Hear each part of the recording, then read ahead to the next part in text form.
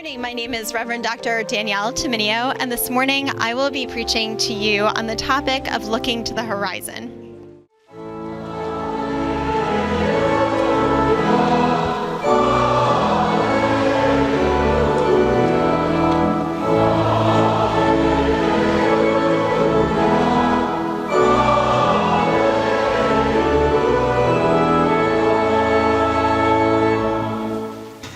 So it's an honor this morning to welcome the Reverend Dr. Danielle Tumminio to our pulpit. Danielle is get this right, these titles, the Assistant Professor of Pastoral Theology and Field Education.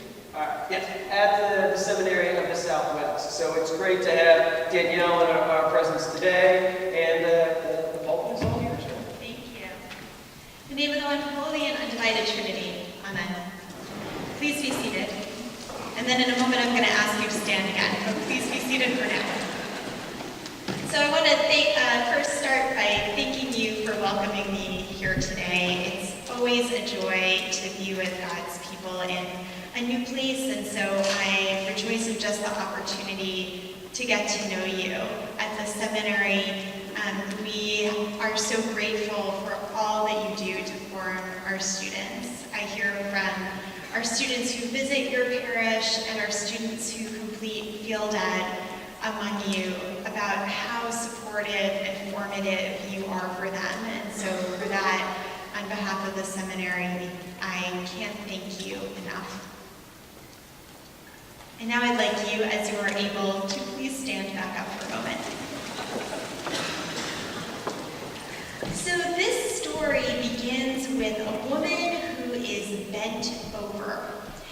And as I was preparing this sermon, we were on a faculty retreat, and I talked with two scholars who said, I preached on that passage.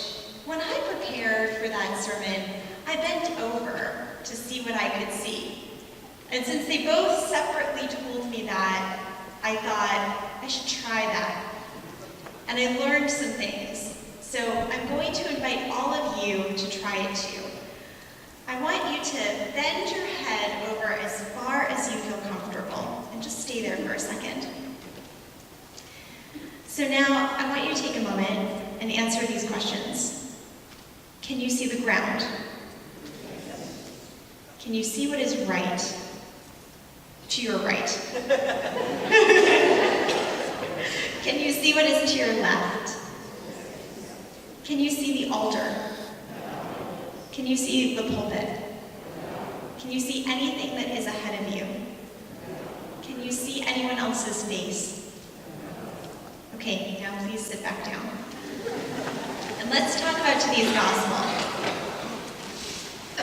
So when Jesus heals this woman in the passage for today, what we are told is that she has been bent over in spirit for 18 years. So she's been hunched over and looking, as you just were, downward. So as you noticed, she would have been able to see the ground. She might have been able to see some mice scurry past, a couple of chickens, the dirt road that would have been under her feet. But she wouldn't have been able to see anybody's face. She wouldn't have been able to make eye contact with them. Having a relationship with anyone would be very difficult for her. She wouldn't have been able to see the clouds shifting in the sky. She would not have been able to see the sunset. She wouldn't have been able to see straight ahead to the truth of the horizon. So her perspective would have been very limited.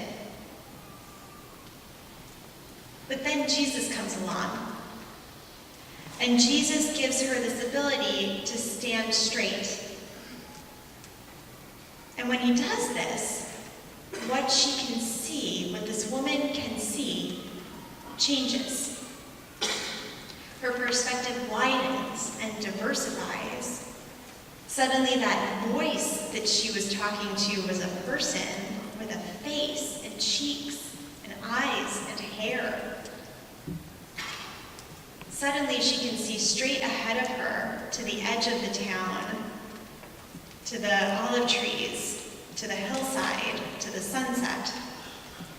And what she saw would have been totally different than what she could see before.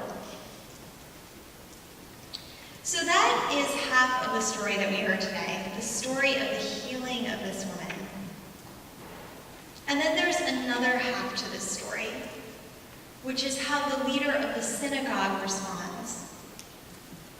And this leader is indignant. This leader is angry. This leader says, you broke the commandment that says not to work on the Sabbath. And Jesus responds by challenging the assumptions that this leader, the gospel calls him a hypocritical leader, has about this commandment. Jesus says, you misunderstood the commandment. And besides, you untie your animals. You give your donkey water. Does that count as work any less than healing a woman does? So Jesus is telling this leader something really important. He's saying, in some ways, your perspective is the limited one. There might be a temptation as we read this passage to say that there is something anti-Jewish about it, to say that the leader of the synagogue got it wrong, Judaism gets it wrong. That's not what Jesus is doing. In fact, the writer of the gospel is really clear that what's happening is that this leader is misreading the spirit of what Judaism is all about. It's the leader who is wrong, not the faith itself. So Jesus is calling out this particular hypocritical leader, and he's telling us all that there are loud voices in his day who were interpreting the scriptures not with God in mind, but with themselves in mind. And these leaders were selfish and self-interested, and they were powerful. And they felt threatened by Jesus because Jesus was none of the things that they were.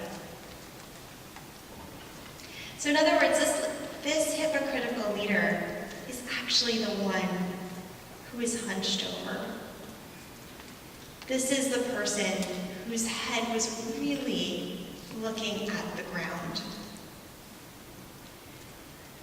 Now, when I think about how this gospel passage translates from 2,000 years ago, and dirt roads, and chickens wandering across the street, how that image translates to our world, here's what I see.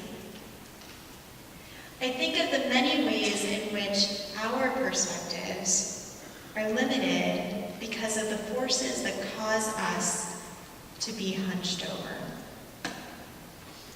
I see that we exist in a world that is still full of people who want to keep our eyes on the ground, who want to limit our sight and lure us away from Jesus' message that we have two primary callings. The first is to love God, and the second is to love our neighbor. That's what the Great Commandment says. God calls us to live out that Great Commandment by being prophets and poets and prayers and truth seekers and truth speakers, like Jesus, like the writer of Hebrews, like the author of Jeremiah for today. God calls us to stand tall and to look others in the eye and to see straight ahead to the horizon. And so God is calling our hunched over selves to transformation, to straighten our spines and see what we can see. Because in many ways we are that woman who is walking up to Jesus declaring our faith, and asking for Jesus to reach out a hand and heal us. When Jesus does that in our lives, we begin to see in all directions. Our assumptions change, our perspective changes, and that's amazing and freeing and holy. And at the same time, it's risky, because it means that we start to see things that our version of the hypocritical leaders of the synagogue want to keep hidden from our eyes. And yet we have to take the risk to be transformed and dare to see the horizon. So I was trying to think of an example of someone who challenged me to see things differently, and who shifted my perspective a little. Someone who wasn't Jesus, because Jesus does that all the time. I wanted to look at someone different. And here's a story that stuck with me, so I'm going to share it with you. In August of last year, there was a 15-year-old girl named Greta Thunberg who lived in Sweden. And in August of last year, she decided to skip school for the day and sit on the steps of the British Parliament to protest climate change. She called it a school strike. She was a great believer in climate change, and her logic was that she was worried that her future was going to be threatened as a young person. And so she wanted to draw attention right now. So I'm a parent, many of you might be too, and so her parents said to her what I would probably have said to her if I was her parent, which is, this is a terrible idea, don't do that. Her parents said, you should stay in school, and if you really care about this, study to become a climate scientist. And she said, climate scientists have done a lot of research. I think what we need now is action. And so I want to try to talk to people who have power to do what I can. So her strike eventually motivated 1.4 million students across the globe to take a day and go on a school strike for climate change. She also began to speak with world leaders about climate change. But when she visited them, she didn't want to get on an airplane because she was concerned about emissions. So she would only travel by train or bus, or when she came to the United States, a solar-powered boat. So when I thought about Greta, I thought, this seems totally unmanageable for my life. I couldn't even be with you today if I took the steps she was taking. I'd have no transit mechanism to get me here, and I want to be with you here today. So I thought, how could, but at the same time I thought, how she is living is making me think a little differently about how I'm living. I see things a little differently because of what she is saying.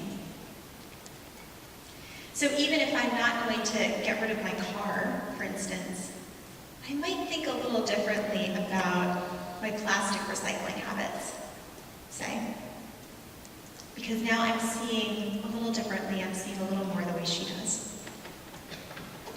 So when we take this opportunity to see differently, it can feel bold, and it can feel invigorating, and it can feel risky, and it can feel hopeful, because we're invited to transform how we live, and how we see the world, and how we see the world we believe God wants for us. So, you are going to go out into the world this week, and you are going to continue to live as followers of Jesus. And so here's what I imagine that path looks like for all of us. Step one, I imagine that we are people who pray to Jesus to heal our hunched over selves, whatever hunched over means for you, so that we can stand tall. Step 2, I imagine that we will be able to straighten our spines and see what is ahead. Step 3, I imagine we will be really surprised by what we see, because the horizon looks so different from the ground. Step 4, I imagine that we'll realize that our new perspective calls us to live a little differently. When you leave church today, you enter a world that doesn't always encourage you to stand straight. You may be tempted to remain hunched over. You might even want to remain hunched over. But one of the ways that Jesus frees us is by reaching out a hand and pulling us up so that we can see the horizon. And once we see the horizon, we see the truth. And the truth will always set us free. Amen.